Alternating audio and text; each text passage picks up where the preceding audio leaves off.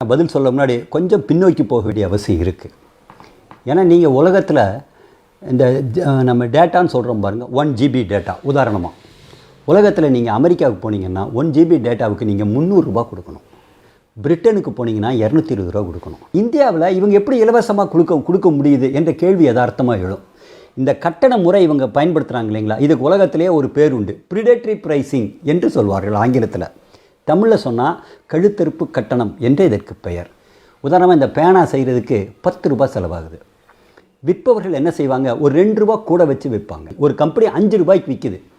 அப்போ மற்ற கம்பெனிகளுக்கு என்ன நிலைமை, ஒன்று நஷ்டத்தை சந்திக்க முடியாமல் மூடிட்டு போயிடுவாங்க. இந்த கம்பெனி 5 ரூபாய் விற்றாலும் நஷ்டத்தை தாக்குப்பிடிக்கக்கூடிய ஒரு கம்பெனியாக இருக்கும். ஆக மற்றவங்க கழுத்தை அறுத்துருவாங்க, இவங்க மட்டும் இருப்பார்கள், மொனாப்பொலியாக மாறுவாங்க. மாறின பிறகு இந்த பேனாவை 5 ரூபாயிலிருந்து 20 ரூபாய்க்கு ஏற்றிடுவாங்க. வேறு வழி இல்லாமல் வாங்க வேண்டிய கட்டாயத்துக்கு சந்தாதாரர்கள் போயிடுவாங்க. இதுக்கு பேர் தான் ப்ரிடேட்டரி ப்ரைஸிங். இந்தியாவில் 2016 ரிலையன்ஸ் ஜியோ அறிமுகப்படுத்தப்பட்ட பொழுது அவர்கள் டேட்டாவில் ஆரம்பித்து வாய்ஸ் காலிலிருந்து எல்லாம் ஃப்ரீ என்று அறிவித்து வந்தார்கள். எல்லாமே ஃப்ரீ. இந்தியாவில் ஒரு சட்டம் இருக்குது, இந்த டெலிகாம் ரெகுலேட்டரி ஆஃப் இந்தியா என்ன சொன்னாங்க, 3 மாதத்துக்கு தான் நீங்கள் ஃப்ரீ கொடுக்கலான்னு இருந்துச்சு. ஆனால் அரசாங்கம் பாருங்கள், இவங்க 3 மாதம் ஃப்ரீ கொடுத்தாங்க. அடுத்த 3 மாதம் மீண்டும் தொடர்ந்தார்கள். நியூ இயர் ஆஃபர் என்று தொடர்ந்தாங்க. 2016 அக்டோபரில் வந்தாங்க, டிசம்பரோடு அவங்களோட ஃப்ரீ முடிஞ்சுது. 2017 ஜனவரியிலேருந்து மீண்டும் 3 மாதம் ஃப்ரீன்னு கொடுத்தாங்க. இது இந்திய நாட்டு விதிகளுக்கு சட்டத்திற்கு புறம்பான ஒன்று. ஆனால் இந்த நான் இப்போ சொல்கிறேன் பாருங்களேன், கார்ப்பரேட் நிறுவனங்களுக்கு இந்த மத்திய அரசாங்கம் ஏராளமான சலுகைகளை கொடுக்கிறது. பொதுத்துறைக்கு கொடுக்காது, தனியார் நிறுவனங்களுக்கு இந்த கார்ப்பரேட் நிறுவனங்களுக்கு அரசாங்கம் சலுகை கொடுக்கிறது. ஆகவே விதியை மீறினால் கூட இவர்களுக்கு அனுமதி என்பது கொடுக்கப்பட்டது. மக்களுடைய மனோபாவம் என்னவாக இருக்கும், ஏதாவது இயல்பாக ஃப்ரீயாக கிடைக்குதுன்னா உடனே வாங்க ஆரம்பிப்பாங்க. வேறு வழி இல்லாமல் ஏர்டெல், வோடஃபோன் விலையை ஒன்றும் இல்லாமல் ஆரம்பித்தார்கள். பிஎஸ்என்எல்லும் கொடுக்க ஆரம்பித்தது. விளைவாக இந்த கழுத்தறுப்பு கட்டணத்தின் விளைவாக மிக கடுமையான பொருளாதார நெருக்கடி எல்லா நிறுவனங்களுக்கும் ஏற்பட்டுச்சு. அதில் ரொம்ப குறிப்பாக நீங்கள் சொல்லணும்னா ஏர்டெல் நஷ்டத்தில் இருக்குது, வோடஃபோன் நஷ்டத்தில் இருக்குது, பிஎஸ்என்எல் நஷ்டத்தில் இருக்குது. ரிலையன்ஸ் ஜியோ நஷ்டத்தில் இன்னும் காமிக்கலை, கணக்கில் அவங்க காமிக்கலை. இன்னும் 5 வருஷம் ஆச்சு அவங்க வந்து. எப்படி இவர்களால் சேவையை கொடுக்க முடிஞ்சது, காசு எங்கே இருக்கும்? இதுதான் நீங்கள் புரிந்து கொள்ளணும். அது வியாபார யுக்தி, வியாபார தந்திரம் என்னன்னு கேட்டிங்கன்னா, இந்த நிறுவனங்கள்லாம் இந்திய நாட்டினுடைய தேசியமயமாக்கப்பட்ட வங்கிகளில் போய் கடன் வாங்குகிறாங்க. தங்கள் பிஸ்னஸை நடத்துறதுக்கு கடன் வாங்குகிறாங்க. இன்றைக்கி கடன், அதாவது தேசியமயமாக்கப்பட்ட வங்கிகள் நான் ஏன் அழுத்தம் திருத்தமாக சொல்கிறேன்னா, அது மக்களுடைய சொத்தில் வந்த வங்கி. இவங்க ஹெச்டிஎஃப்சி பேங்க்லேயோ ஐசிஐசிஐ வங்கியிலையோ கடன் வாங்கலை. இது ரிலையன்ஸ் ஜியோ நிறுவனத்துக்கு இன்றைக்கி இருக்கக்கூடிய கடன் 3 லட்சம் கோடி ரூபாய்கள். ஏர்டெல் நிறுவனத்திற்கு கடன் 2 லட்சம் கோடி ரூபாய். வோடஃபோன் நிறுவனத்திற்கு கடன் 2,25,000 கோடி ரூபாய் கடன். அப்போ இவ்வளோ பெரிய கடனை வாங்கியிருக்காங்க. ஆனால் பொதுத்துறை நிறுவனமான பிஎஸ்என்எலுக்கு இருக்க கடன் வெறும் 30,000 கோடி ரூபாய் தான் இன்றைக்கு வரைக்கும், இந்த தேதி வரைக்கும். இன்னொன்று, அரசாங்கத்திற்கு இவர்கள் டியூ கட்ட வேண்டியது இருந்துச்சு. அட்ஜஸ்டட் கிராஸ் ரெவென்யூ என்று ஆங்கிலத்தில் சொல்வார்கள். ஏஜிஆர் கட்டணம். நீங்கள் அதெல்லாம் டிவி பேப்பர்லாம் அடிக்கடி வருது. இந்த ஏஜிஆர் கட்டணம் ஏர்டெல், வோடஃபோன், ரிலையன்ஸ் ஜியோலாம் 1.5 லட்சம் கோடி கட்டணும். இவங்க அரசாங்கத்திட்ட போய் சொன்னாங்க, எங்களால் கட்ட முடியாதுன்னாங்க. அரசாங்கம் நீ கட்டுன்னு சொன்னாங்க. சுப்ரீம் கோர்ட்டுக்கு போச்சு வழக்கு. சுப்ரீம் கோர்ட் சொல்லிடுச்சு நீங்கள் கண்டிப்பாக கட்ட வேண்டும் என்று சொன்னார்கள். அப்படி சொன்ன பிறகு மீண்டும் இவங்க அரசாங்கத்தை அப்ரோச் பண்ணுறாங்க, எங்களால் கட்ட முடியாதுங்க, எங்களால் பிஸ்னஸ் பண்ண முடியாது என்று சொல்கிறார்கள். பாருங்களேன், சாதாரண ஏழை எளிய மக்களுக்கு இந்த அரசு எந்த தள்ளுபடியும் செய்யலை. ஆனால் இந்த 1.5 லட்சம் கோடி ரூபாயை இந்த நிறுவனங்கள் கட்டுவதற்கு அரசாங்கம், தற்போது இருக்கக்கூடிய அரசாங்கம், மோடி அரசாங்கம் என்ன செஞ்சுருக்காங்கன்னா, மொரட்டோரியம் என்று ஆங்கிலத்தில் சொல்லுவோம். 4 வருஷத்துக்கு நீ டேக்ஸ் கட்ட வேண்டாம், அந்த பணத்தை கட்ட வேண்டாம் என்று அவர்களுக்கு ஒரு இதில் கன்செஷன், ஒரு சலுகை என்பதை அறிவிக்கப்பட்டிருக்கு. அப்போ அரசாங்கத்திற்கு கட்ட வேண்டிய தொகையிலையும் அவங்களுக்கு சலுகை வந்துருச்சு. கடனும் வங்கியிலிருந்து வாங்கிட்டாங்க. ஒப்பீட்டுக்காக பார்த்தீங்கன்னா பிஎஸ்என்எலுக்கு கடன் 30,000 தான் இருக்குது. ஆனால் இந்திய அரசாங்கம், டிபார்ட்மெண்ட் ஆஃப் டெலிகாம், பிஎஸ்என்எலுக்கு 39,000 கோடி தர வேண்டியது இருக்குது. அது பல்வேறு அம்சங்களில் தர வேண்டியது. ஏன்னா நாங்கள் கிராமத்தில் சேவை கொடுத்தோம், அதுக்கு அரசாங்கம் கொடுக்க வேண்டிய பணம் இருக்குது. இப்படி ஒரு 39,000 கோடி வர வேண்டியது இருக்குது. வர வேண்டிய பணத்தை 3 வருஷமாக பிஎஸ்என்எலுக்கு கொடுக்க மாட்டேங்குது இந்திய அரசு. ஆனால் அவங்களுக்கு தனியார் நிறுவனம் கடன் வாங்க அனுமதி கொடுக்குறாங்க. நான் இப்போவும் சொல்ல விரும்புகிறேன், இவர்கள் இதோடு நிறுத்த மாட்டார்கள். இந்த விலை உயர்வு இதோடு நின்று போயிடுச்சுன்னு நினைக்கக்கூடாது. ஏன்னா இன்றைக்கி டிமாண்ட் அதிகமாக இருக்குது. இதுதான் அது அடிப்படையான தேவை. நீங்கள் புரிஞ்சுக்கணும், தேவை இன்றைக்கி அதிகம். என்ன தேவை அதிகம்? இது நாள் வரைக்கும் நீங்கள் இந்த டேட்டாவை பயனாளிகள் என்பது குறைவாக இருந்துச்சு. இன்றைக்கி பயனாளிகள் அதிகம். எல்கேஜி படிக்கிற பையன் கூட என்ன பண்ணுறாங்க, ஆன்லைன் கிளாஸ் அட்டன் பண்ணுறாங்க. மாணவர்கள், கல்லூரி மாணவர்கள், IT company, work at home எல்லாருக்கும் இந்த டேட்டா தேவைப்படுது. அப்போ டிமாண்ட் அதிகமாயிருச்சு. அப்போ நீங்கள் டிமாண்ட் அதிகமாக இருக்கும்போது விலையை உயர்த்தினாலும் மக்கள் வாங்கியே தீருவார்கள். இப்போ ஒரு கொஸ்டின் வருது, பொதுத்துறையான பிஎஸ்என்எல் என்ன செய்யும், இதுவும் விலையை உயர்த்துமா என்ற கேள்வி இயல்பாக எழக்கூடிய வாய்ப்பு இருக்குது. நிச்சயமாக பிஎஸ்என்எலுக்கும் நெருக்கடி இருக்குது, நான் இல்லைன்னு சொல்லலை. ஆனால் பிஎஸ்என்எல் இவர்களைப் போல் விலையை ஏற்றாது. இவங்க ஏன்னா இந்த தனியார் நிறுவனங்களுடைய முக்கிய குறிக்கோள் லாபம் ஒன்று தான் அவர்களுடைய முக்கியமான குறிக்கோள். பட் பொதுத்துறை நிறுவனங்களுடைய முக்கியமான குறிக்கோள் என்னென்னா மக்களுக்கு சேவை செய்வது தான் முக்கியமான குறிக்கோள். ஆகவே இவ்வளோ பெரிய விலைவேற்றத்தை பிஎஸ்என்எல் செய்யாது. எங்களுடைய நஷ்டத்தை தாங்கி கொண்டாவது ஓரளவுக்கு எங்களால் முடியும், தாங்க முடியும். விலையை கொஞ்சம் வேணால் உயர்த்தலாமே தவிர தனியார் நிறுவனங்கள் போல் விலையை பிஎஸ்என்எல் உயர்த்தாது. நான் மீண்டும் அழுத்தமாக சொல்கிறேன், இந்த பிஎஸ்என்எல் என்ற ஒரு பொதுத்துறை நிறுவனம் மக்களின் சொத்து இல்லை என்றால் விலையை இந்த தனியார் நிறுவனங்கள் எப்போதோ ஏற்றியிருப்பார்கள். இப்போ ஏற்ற ஆரம்பிச்சிருக்காங்க, தொடருவாங்க.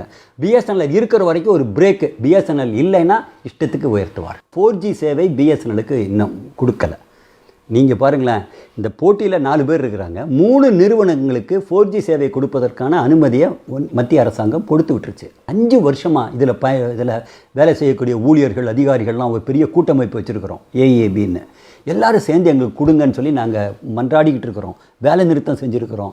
கையெழுத்து இயக்கங்கள் வாங்கி 50 லட்சம் கையெழுத்து வாங்கி பாரத பிரதமர் கையில் கொடுத்தோம். இன்றைக்கு வரைக்கும் அவங்க கொடுக்கல. இப்போ என்ன முடிவெடுத்திருக்காங்கன்னா, நாங்கள் 4Gயை பிஎஸ்என்எலுக்கு ஸ்பெக்ட்ரம் கொடுத்துட்டாங்க, அலாட் பண்ணிட்டாங்க 2019 அக்டோபரில். ஆனால் நீங்கள் 4G சேவையை இந்தியா முழுக்க நீங்கள் கொடுக்க வேணும்னா வெறும் ஸ்பெக்ட்ரம் மட்டும் பத்தாது, எக்யூப்மெண்ட்டு தேவைப்படும், டவர் தேவைப்படும், எக்ஸ்ட்ரா டவர் தேவைப்படும். இப்போ என்ன நிலமை, பிஎஸ்என்எலுக்கு அந்த எக்யூப்மெண்ட்டை தயார்படுத்துறதுக்கு டெண்டர் கால் ஃபார் பண்ணாங்க. வெளிநாட்டு கம்பெனிகள் தான் டெண்டரில் இதுவரைக்கும் பங்கெடுத்திருக்கிறாங்க. பிஎஸ்என்எல் கால் ஃபார் பண்ணோடனே மத்திய அரசாங்கம் நடுவில் தலையிட்டு, இன்னும் பாரத பிரதமர் அலுவலகமே தலையிட்டு நேரடியாக என்ன சொல்லிட்டாங்கன்னா, இல்லை நீங்கள் வெளிநாடுகளிலிருந்து கருவிகளை வாங்கக்கூடாது, இந்திய நாட்டு கருவிகளை தான் வாங்க வேண்டும் என்று அறிவிப்பு கொடுத்து தடை விதித்து விட்டார்கள். இந்திய நாட்டில் அந்த கருவிகளை இதுவரை யாருமே உற்பத்தியே செய்யலை. இந்திய நாட்டில் ஏதாவது ஒரு கம்பெனியில் இருந்தாலும் அது வாங்கலாம், வாங்குறதுக்கு எந்த வாய்ப்பும் இல்லாமல் பிஎஸ்என்எல் கைகள் கட்டப்பட்டன. இப்போ சமீபத்தில் டிசிஎஸ் நிறுவனம், நாங்கள் இந்த பிஎஸ்என்எலுக்கு 4G சேவையை கொடுப்பதற்கான முயற்சி எடுக்கிறோம், நாங்கள் எக்யூப்மெண்ட்டு நாங்கள் ஆராய்ச்சி செய்து, எழுதி வச்சுக்கோங்க, நாங்கள் ஆராய்ச்சி செய்து கண்டுபிடித்து அவர்களுக்கு கொடுக்குறோம் என்று சொல்லி ஒரு டெஸ்ட் கால் தொலைத்தொடர்பு அமைச்சர் மூலமாக கொடுத்துருக்குறாங்க. அந்த நிறுவனம் இப்போ என்ன உத்தரவாதமாக சொல்லுதுன்னா, எங்களுக்கு கிடைச்ச அதிகாரப்பூர்வ தகவல் பிரகாரம் அடுத்த ஜூனில் நாங்கள் கொடுத்துருவோம், 4G சேவையை கொடுத்துருவோம்னு சொல்கிறாங்க. இன்னொன்று, அவங்க 4G சேவையை கொடுக்கும்பொழுதே 1 லட்சம் டவரை நாங்கள் இந்தியாவில் 4G டவர் வைக்கிறோம் என்று சொல்கிறாங்க. அதற்கு ஆகக்கூடிய செலவை இந்திய அரசாங்கம் சொல்லுது. இப்போ டிசிஎஸ் 1 லட்சம் டவர் வச்சாங்கன்னா அதுக்கான செலவை இந்திய அரசாங்கம் ஏற்றுக்கொள்ளுதுன்னு சொல்லுது. இது வரைக்கும் அப்படி சொல்லலை, பிஎஸ்என்எலுக்கு ஏற்றுக்கல, ஆனால் அவர்களுக்கு ஏற்றுக்கொள்கிறேன்னு சொல்கிறாங்க. அப்போ 1 லட்சம் டவர் வரப்போகுது. இந்த 1 லட்சம் டவரும் 4G சேவை மட்டும் இல்லாமல் 5G சேவையும் சேர்த்து கொடுக்கக்கூடிய தகுதி படைத்தது. அது ஆங்கிலத்தில் கம்பேட்டபிலிட்டி என்று சொல்லுவோம். அப்போ அப்படி ஒரு டவர் வரப்போகுது, 4G சேவை எக்யூப்மெண்ட் வரப்போகுது. அப்போ பிஎஸ்என்எல் சேவை உயரும். ஒரு ஸ்பீடு, ஏன்னா இன்றைக்கி அது ஸ்பீடு ஒன்று தான் எங்ககிட்ட இல்லை. ஆனால் நீங்கள் யோசிச்சு பாருங்களேன், இந்திய நாடு ஜம்மு காஷ்மீரில் ஆரம்பித்து கன்னியாகுமரி வரைக்கும் கிராமங்கள் உட்பட நீங்கள் கால் பேசுகிறதுன்னா அது பிஎஸ்என்எல் தான் நல்லா எடுக்கும், வேறு எந்த நிறுவனங்களும் எடுக்காது. ஆக பிஎஸ்என்எல் ஒரு நிச்சயமான ஒரு சிறந்த சேவையை மொபைல் செக்டாரில் கொடுக்க முடியும். இன்னொரு செக்டார் இருக்குது, அதுவும் வருமானத்தை ஈட்டக்கூடிய ஒரு துறை. இப்போ நீங்கள் என்னென்னா fibre to the home, fibre use பண்ணுறோம், ஆப்டிக் ஃபைபர். இப்போ நிறைய தனியார் நிறுவனங்கள்லாம் ஆப்டிக் ஃபைபரில் வந்துட்டாங்க. ஆனால் பிஎஸ்என்எல் தான் இன்றைக்கி நம்பர் 1. இந்தியா முழுவதும் 7 லட்சம் ரூட் கிலோமீட்டர் தூரத்திற்கு ஆப்டிக் ஃபைபர் கேபிளை பதித்து வைத்து பிஎஸ்என்எல் நிறுவனம் தன் சொத்தாக வச்சுருக்கு. இந்த ஆப்டிக் ஃபைபர் கேபிளை வச்சு நாங்கள் ஃபைபர் கனெக்ஷன்ஸ் வீடுகளுக்கு கொடுக்குறோம். எங்களுடைய ஃபைபர் கனெக்ஷன்ஸ் உலகத்தரம் வாய்ந்தது. எங்களால் சிறப்பான போட்டியை போட முடியுது. அது எந்த நிறுவனமாக இருந்தாலும் அதை விட சிறந்த சேவை எங்களால் கொடுக்க முடியுது. அப்போ சந்தாதாரர்கள் எங்களுக்கு வர்றாங்க. உங்களுக்கு கூடுதல் தகவலுக்காக சென்னையிலிருந்து அந்தமான் வரைக்கும் கடலுக்கு அடியில் கேபிள், ஆப்டிக் ஃபைபர் கேபிள் போட வேண்டிய நிலைமை வந்துச்சு ஒரு வருஷத்துக்கு முன்னாடி. தனியார் நிறுவனங்கள் யாருக்கு தயார் இல்லை, பிஎஸ்என்எலுக்கு தான் அந்த பொறுப்பை கொடுத்தாங்க. நாங்கள் தான் கடலுக்கு அடியில் போய் ஆப்டிக் ஃபைபர் கேபிளை பதித்து அந்தமானில் இன்றைக்கி சேவையை கொடுத்துருக்குறோம். நாங்கள் அப்படி போய் பதித்து முடித்த உடனே அதை தனியார் நிறுவனங்கள்லாம் வாடகைக்கு வாங்கிட்டாங்க. அப்போது டெக்னிக்கலாக பிஎஸ்என்எலுக்கு நல்ல சவுண்டான ஒரு நல்ல திறமை வாய்ந்த ஒரு பொதுத்துறை நிறுவனம். அப்போ எங்களால் ஆப்டிக் ஃபைபர் சேவையை கொடுக்க முடியும், 4G சேவையை கொடுக்க முடியும் என்று சொன்னால் சந்தாதாரர்கள் நிச்சயமாக எங்களை இந்த போட்டியில் எங்கள் பக்கம் வருவாங்கன்னு நாங்கள் உறுதியாக நம்புகிறோம். இந்த இந்தியாவில் மொத்தம் 22 செல்லுலார் சேவை கொடுக்கக்கூடிய தொலைத்தொடர்பு நிறுவனங்கள் இருந்தது. 22 இருந்தாங்க. அதில் நீங்கள் சொல்கிற ஏர்செல்லும் இருந்துச்சு, டொக்கோமோவும் இருந்துச்சு. நீங்கள் பெரிய ராட்சச மீன் என்ன பண்ணுவோம், சின்ன மீனை முழுங்கிருன்னு சொல்லுவாங்க. வோடஃபான் உலகத்தில் 52 நாடுகளில் தன்னுடைய சேவையை கொடுக்கக்கூடிய ஒரு நிறுவனம், பலம் வாய்ந்த ஒரு பன்னாட்டு பகாசுர கம்பெனி. அவன் இந்தியாவுக்குள்ளே பிஸ்னஸ் பண்ணுறான் வோடஃபான். ரிலையன்ஸ் ஜியோ அரசாங்கத்தின் முழு ஆதரவு பெற்ற ஒரு நிறுவனம். ஏன்னா அது ரிலையன்ஸ் ஜியோ அறிமுகப்படுத்தப்படும் பொழுது 2016 அக்டோபர் மாதம் சேவையை துவங்குறாங்க, செப்டம்பர் மாதம் விளம்பரப்படுத்துகிறாங்க. விளம்பரத்தில் நம்ம நாட்டினுடைய பாரத பிரதமருடைய படத்தை போட்டு விளம்பரப்படுத்தி ரிலையன்ஸ் ஜியோ நிறுவனம் அறிமுகப்படுத்தப்பட்டது. இப்போ சமீபத்தில் வோடஃபானுடைய CEO அவர் என்ன சொல்கிறாரு, எங்களால் இந்தியாவில் ரிலையன்ஸ் ஜியோவுக்கு ஏராளமான சலுகைகளை அரசாங்கம் கொடுக்குது, எங்களுக்கு கூட கொடுக்கல, நாங்கள் நஷ்டத்தில் போகிறோம் என்று நாங்கள் இந்த இந்திய தேசத்தில் எங்களால் பிஸ்னஸ் செய்ய முடியாது, நாங்கள் கடையை பூட்டிட்டு போயிடுவோன்னு சொன்னார். அப்போது சின்ன சின்ன நிறுவனங்களை எல்லாம் இந்த பெரிய பகாசுர கம்பெனிகளோட போட்டி போட முடியாது. அதுதான் இன்றைக்கி வந்திருக்கக்கூடிய நிலைமை. இப்போ இந்த 4 கம்பெனி போட்டியில் இருக்குது. இப்போ அவங்க என்ன நினைக்கிறாங்கன்னா, இந்த 4ஐயும் குறைக்கணும்னு நினைக்கிறாங்க. என்னுடைய இறுதி பதில் அதுதான். குறைக்கிறதுல அவங்க யாரை வெளியே அனுப்பிச்சிட்டோம்னா அவர்களுக்கு ஈஸி. ஒரே ஒரு ஆல்டர்னேட்டிவ் அவர்கள் விரும்புவது பிஎஸ்என்எல்லை கொஞ்சம் வெளியே அனுப்பிச்சி வச்சுட்டாங்கன்னா அவர்களால் இந்த பிஸ்னஸில் ஈஸியாக பண்ண முடியும். பிஎஸ்என்எல் இருக்கிறது அவங்களுக்கு இடைஞ்சலாக இருக்குது. ஆகவே தான் இந்த தனியார் நிறுவனங்கள் அரசுக்கு கொடுக்கக்கூடிய நெருக்கடி என்னென்னா, பிஎஸ்என்எல்லை இந்த போட்டியிலிருந்து விலக்க வேண்டும் என்ற நெருக்கடி கொடுக்கிறார்கள். அதை எதிர்த்து தான் எங்களுடைய போராட்டம் இருக்குது. இந்த அரசியல் சூட்சுமத்தை புரிந்து கொண்டு தனியார் நிறுவனங்களுக்கு அரசு ஆதரவாக இருக்கிறது என்பதை தெரிந்து கொண்டு நாங்கள் மிகுந்த கவனத்தோடு மக்கள் மத்தியில் இதை எதிர்த்து பிரச்சாரம் பண்ணுறோம்.